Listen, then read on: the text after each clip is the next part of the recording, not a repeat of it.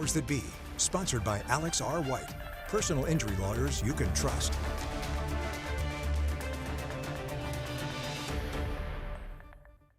Primary night in Kentucky watched by the nation. This was the race seen as another test of President Donald Trump's influence. Incumbent Republican Representative Thomas Massie of Kentucky's 4th Congressional District going down in the Republican primary, defeated by Ed Galrine, the Trump-backed challenger, by a 10-point margin. It was the big takeaway, the big story, and perhaps more of a landslide victory than many of the analysts that we had spoken to across the state may have predicted. Thanks so much for joining us here on The Powers That Be. I'm Isaiah Kim-Martinez. Hello, Isaiah, and I'm Doug Proffitt here tonight as we are going to talk about a Kentucky primary.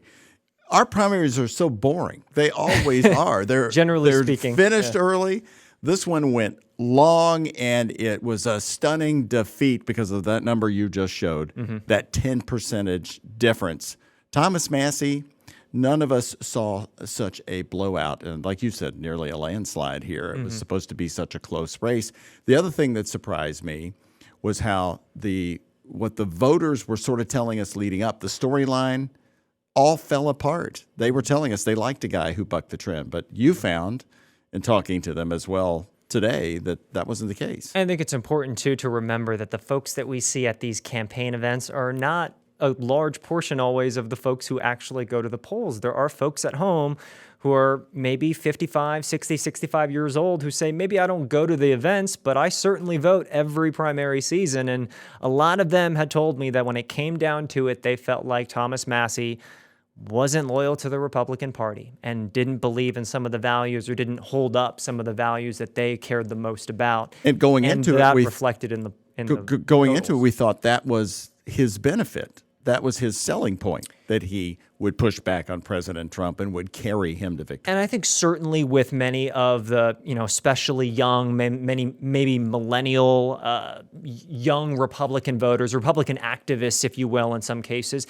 that is very important, sort of being Constitution or bust, so to speak, constitutional minded, like this is the number one priority, sort of libertarian streak. There is that. And it's not like Thomas Massie didn't get any of the vote. It was 45%, but it ultimately showed that the loyalty is to President Trump in this state. When we watched his concession speech, to me, it was more of a rally.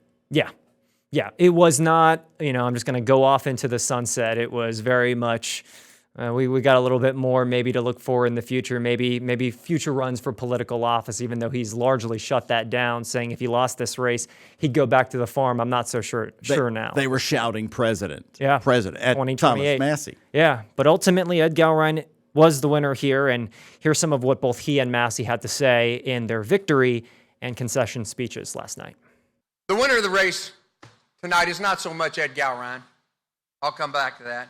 But it's the Republicans of Kentucky Congressional District 4 and their families who I will be a champion for in Washington. Because I had the audacity to think I could make a difference, and I did. The people that want somebody that'll go along to get along, I've never heard of that strategy, but that seems to be what the voters want. That's what's been promised to them, but not the young voters. I mean, we stirred up something. There is a yearning in this country for somebody who will vote for principles over party. It started out as an election, and it turned into a movement. And joining us now are our longtime WHS 11 political analyst, been with us for 6 years now, Republican Iris Wilbur-Glick, the founder of IW Strategies, and David Tandy, the former Louisville Metro Council president, Democrat with Denton's Law Group. Isaiah, last night, Iris called that race early because she was looking for Boone County, Kentucky numbers, which were so slow to come in. You had some kind of contact. I don't know what source gave you that, but even the early numbers were concerning to you that he would lose based on just Boone County. Right, yeah, thanks, Doug. And what I was looking for were actually a couple of precincts and voting locations within Boone County. There's some town centers that are highly populated, but a lot of Boone County is actually rural. But uniformly, that county is sort of known as like a bellwether county for Republican primaries. Those of us that have run statewide campaigns, we pay attention to Boone County. And so one precinct in particular I was watching, and when it came in with a healthy margin of victory in the early numbers for Gowron, I was like, wow, this is probably going to be an indicator for the rest of the district.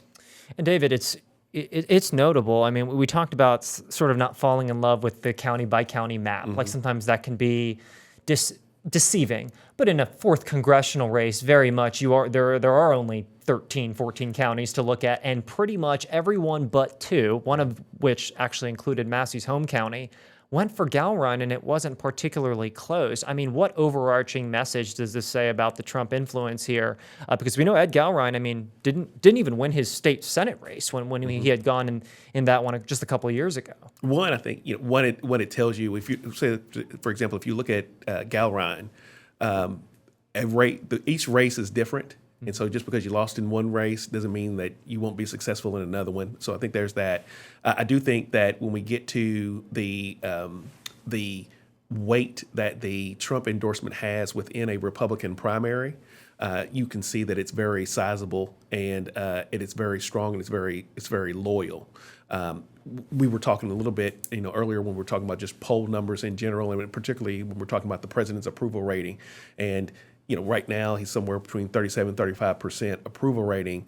He's extremely low with Democrats and independents, but among the Republican Party, he's at 87%.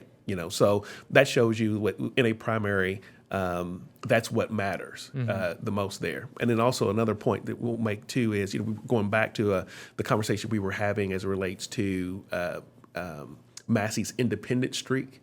And who likes that? I think what you saw when you did the interviews with the folks in the coffee shop, you saw independent voters saying that's what they liked. Unfortunately, they don't vote in a closed primary, and so it goes back to being more of a loyalty test versus where do you stand on the issues. I think that's a good point to show your story, and let's talk about it, because you went to one place that really was an amazing political focus group the day after an election. And turns out, Doug, that was a place, a coffee shop in LaGrange in Oldham County, which of course went for Gowron by 5 points. This was actually a place where both candidates were talking to voters just a week ago, so it was a perfect place to see what folks thought after these election results came in. Customers in one Oldham County business. I voted for Gowron and was really happy that he took over for Massie. Paint the picture of how the Trump-backed Ed Gowron knocked off incumbent Republican Congressman Thomas Massie. He was voted against a lot of things that I would prefer that he voted for. Republican voter Joe Burton lives in Henry County. Gowron swept nearly every county in Kentucky's 4th congressional district. John Canfield had voted for Massie in the past, but not this time. Very anti our president, it seemed at times, and I just got to the point where I couldn't support him anymore. I want to thank President Trump for his support.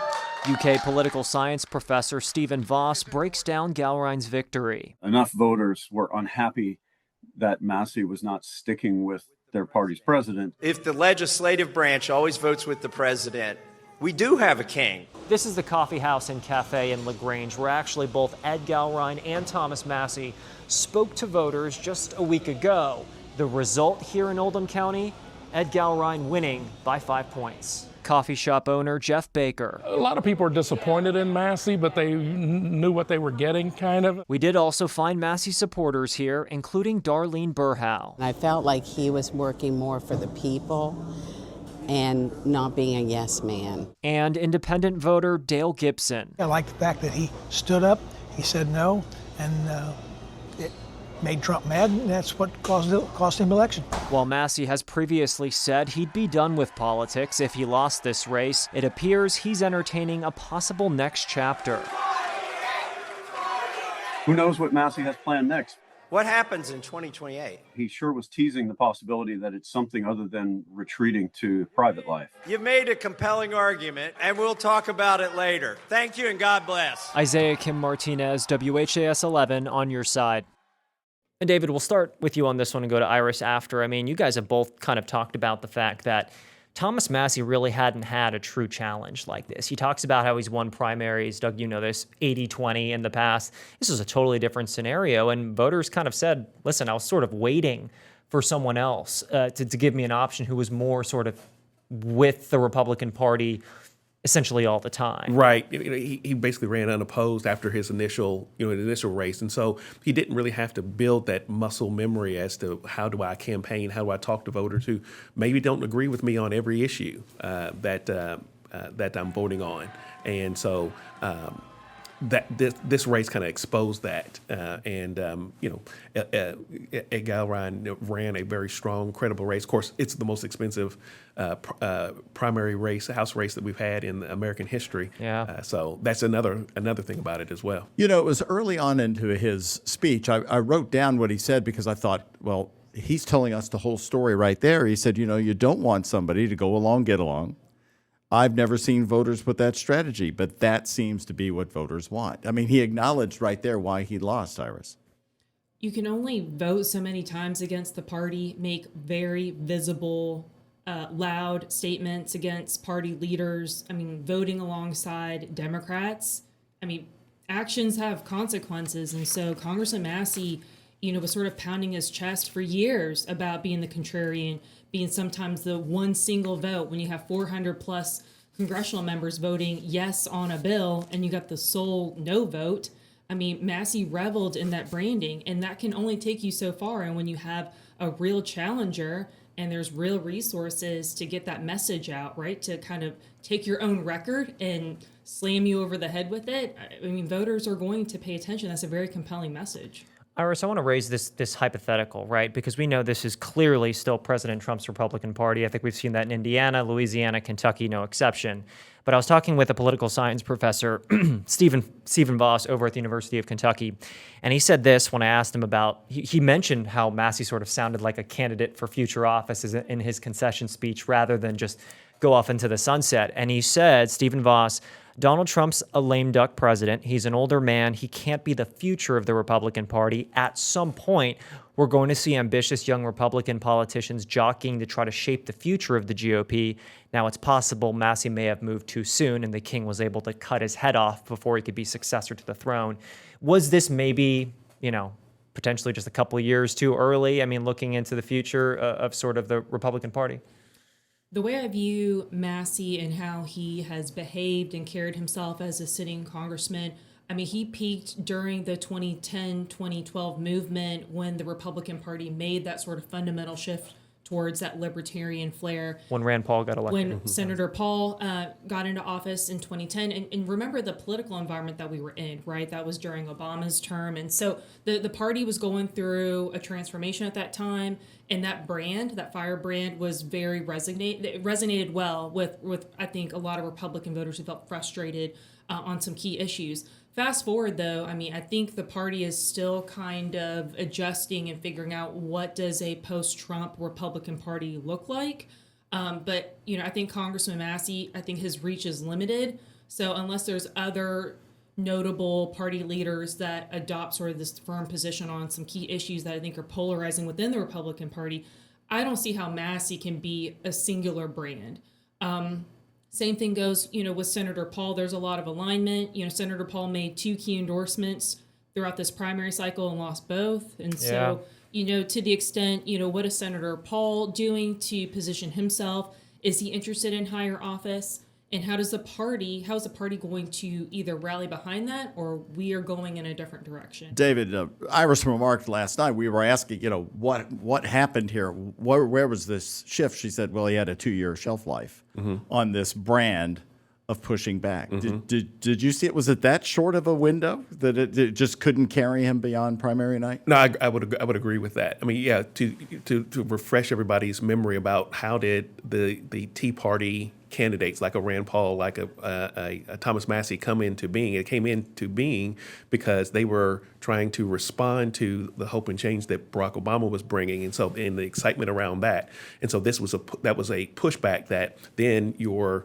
more traditional Republicans and conservatives like a Mitch McConnell rode that wave in order to kind of gain power. Now, one of those things in politics is it's one thing to be in the minority and you can rail against everything and say no to everything. It's another thing when you're in the majority and you need to deliver for your constituents and for the American people. You can't say no to everything. You have to cut deals. You have to think about what's in the best interest of everyone. And I don't think Massie ever made that pivot.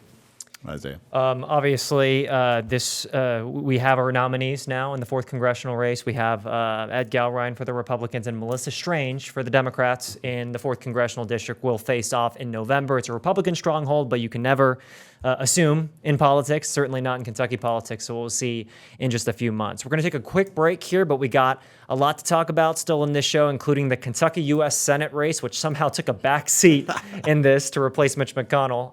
Really says a lot. But first, a word from our sponsor here. Hi, I'm Sue, distracted driver.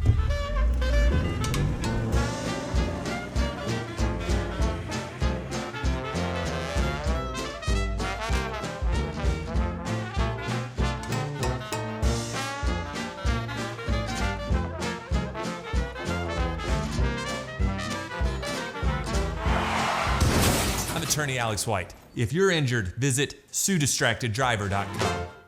Let me just say to anyone out there who may not support President Trump, it is in the interest of the Commonwealth of Kentucky that they're going to have a U.S. Senator and a Congressman and Ed Galrine who have influence and have a good relationship with this president, because it means we're going to be effective in delivering for the people of Kentucky working with this administration.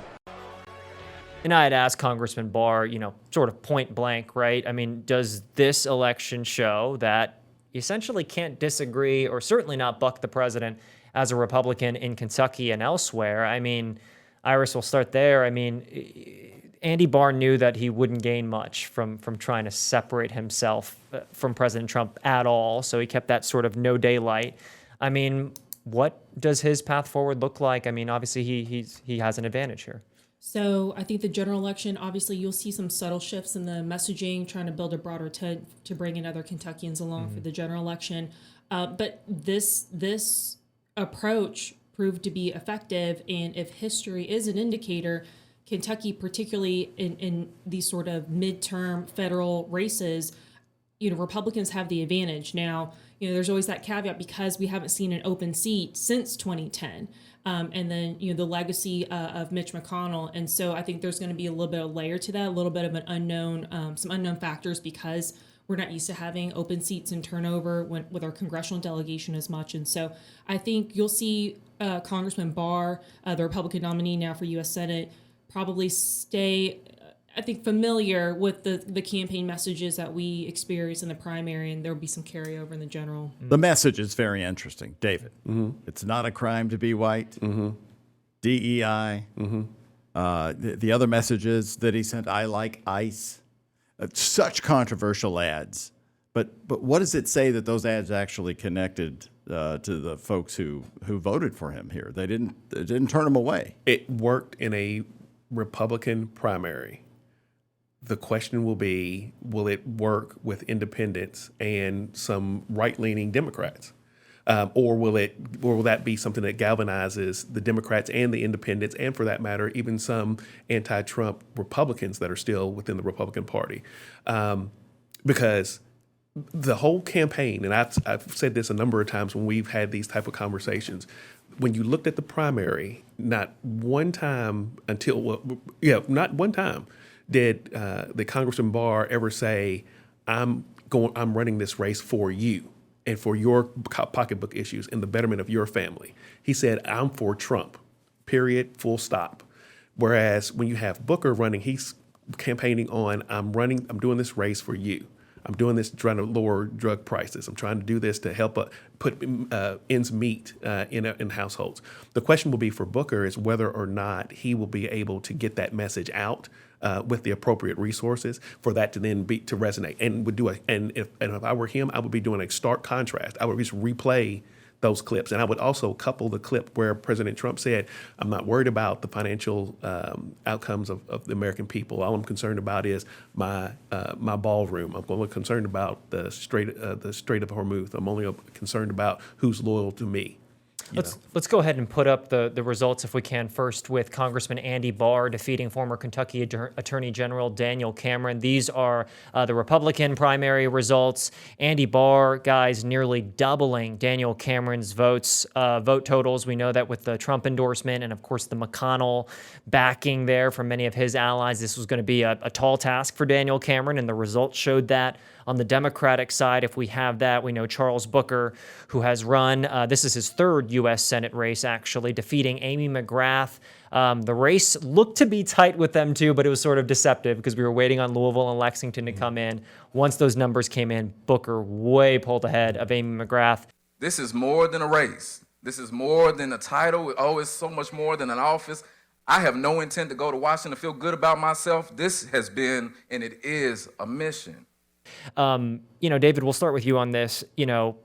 Cameron didn't even win Louisville. Cameron didn't win Louisville. Andy Barr won Louisville. But Charles Booker, because you had mentioned independents, which is a growing population in Kentucky, 12% and growing. Does Charles Booker really appeal to them? I think he has an opportunity to do so. When we talk about labels all the time where they want to say, oh, this person's a conservative, or this person is a liberal, or a progressive.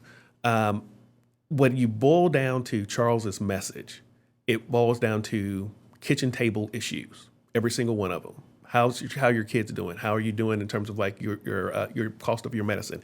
How are things paying for gas at the pump? All of those things are issues that regular voters, they care about, and they want to know that their elected officials care about that for them. Either you're going to bring home the bacon and with some funding to help matters, or you're going to pass policies that actually help them keep more money in their pocket and make their lives better. Iris, on Election Day, does Charles Booker win Louisville, Lexington, or does Andy Barr? I think he will be successful in Louisville and Lexington. Historically, yes, for Booker, historically, Democrats running statewide do extremely well here. The Republican playbook is typically we stop the bleed. And so we run up the score, we squeeze as many votes as we can because raw votes matter, as we discussed, right? We don't have to observe county lines per se. But if we are looking at population centers, Congressman Barr will not be able to afford to lose any conservative vote and then rely on far east, far west, south central Kentucky and northern Kentucky, although their voter turnout has been spotty, even in general elections, but has to run up the score everywhere else. And going back to, I think where Charles Booker is going to have some challenges resonating throughout the state beyond Louisville and Lexington, whether folks like it or not, these are national type races. The issues are nationalized. And so, Booker, embracing the Democratic Party and some of its factions, there is sort of a misalignment with Kentucky values. We've seen it cycle after cycle as, Democrats running against certain House members, running against Rand Paul and Mitch McConnell. Where are you? Did you endorse Kamala Harris? Did you endorse Joe Biden? Do you support these type of policy positions? And how distant that is from your rank and file Kentucky voter, regardless of party affiliation. Like, we don't want to defund the police. We want to prioritize, immigration reform. Like, there are certain policies that the National Democratic Party is very distant to, I think, your average Kentucky voter. And we even see that play out in local races when, at times there's some national issues that arise. But you look at the composition of the General Assembly and how we've realized supermajorities. And I think there's a connection there regarding, when folks enter the voting booth, what is on their minds when it comes to issues? And national party identity politics are part of it. But let me say this. It will, again, all of this will boil down to how is Booker able to shape the message? Because even if some of the issues start turning towards towards national issues, and say, well, did you endorse or did you vote for Kamala Harris? He could respond back and say, well, wait a minute, did you vote for Trump and him supporting ICE that ended up killing 2 Americans in Minnesota? Did you support that? Did you support gasoline prices going up to in some parts of the country $6 a gallon, diesel prices going up, the cost of eggs being sky high? Did you support those moves as well. So he has to have the resources to be able to get that message out there and to be able to attack in kind. He cannot allow for himself to be painted in that way. And so what you do, it's almost like in fencing, you're gonna parry and then you're gonna and pivot. So he'll jab and then shift the conversation back to what he wants to talk about, which are those kitchen table issues about how do we make everyday Americans' lives better. We're running low on time, but I do want to touch on the 6th Congressional District real quick. Obviously, this is not our general area around Louisville. This is mainly Lexington, Richmond, areas like that. But it's interesting because if we look nationally, what happens to the House? Does it flip blue? The 6th Congressional is one that both parties pay attention to, whether you believe it's purple or not. What are you guys watching in that? Zach Denbo, the Democrat, versus Ralph Alvarado, the Trump-endorsed Republican. Should be interesting. What are you guys both watching? David, we'll start with you. I'll start. I think so. Denbo's got some support, some major support, even coming out of Louisville, backing him, financially. He's got money, yeah. Yeah. So that's going to be helpful to him. With it being an open seat, it's going to be an opportunity for both candidates. Although Senator Alvarado has known in the area a little, been around a while. To a certain extent, particularly within his old senatorial district. But it is certainly a district. And a district that is in play, because you've got Fayette County, strongly Democratic. You can go into Madison County, where Eastern Kentucky University is. It got a good college population there. That leans Democratic as well. And then there's some pockets, in other parts of that district as well. So I think it's going to be one that we'll be watching on Election Day. What do you think? The 6th District over the last 10 years has been trending more red. Registration is up for Republicans. And so on paper, I think Ralph Alvarado is starting off with an advantage. You mentioned, Isaiah, that is a district within the Commonwealth that's sort of flipped back and forth a couple times. And with that, the NRCC, which is sort of the big party apparatus that focuses on targeted House races, they're used to Lexington and that greater market. And so I think from a resource standpoint and intel, Republicans are well primed to hit the ground running and build the machine that's necessary for GOTV. My final question real quick is about Mitch McConnell. You know him so well.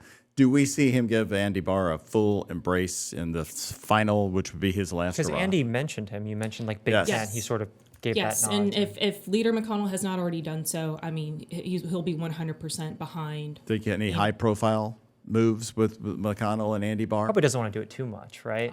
So Senator McConnell, if you've noticed in recent cycles, mostly his part is behind the scenes, right, and so I expect him to help support all the Republican nominees in the best way that he knows how, which is the intellect, the campaign experience, the grassroots organization, and the turnout. Not to mention, there's some key consultants that I know will be mobilized, and some outside groups that I think will be ready to spend. All right, exciting night. Exciting primary night. Certainly not sleepy. Fun to be right? part of. Yeah, history making in many ways, and of course November will be here before we know it. We thank you both for coming and joining us, and always giving us your expertise. Thank you. Thank you. For Doug and I, this is the Powers That Be. Thank you so much for watching. Powers That Be, sponsored by Alex R. White, personal injury lawyers you can trust.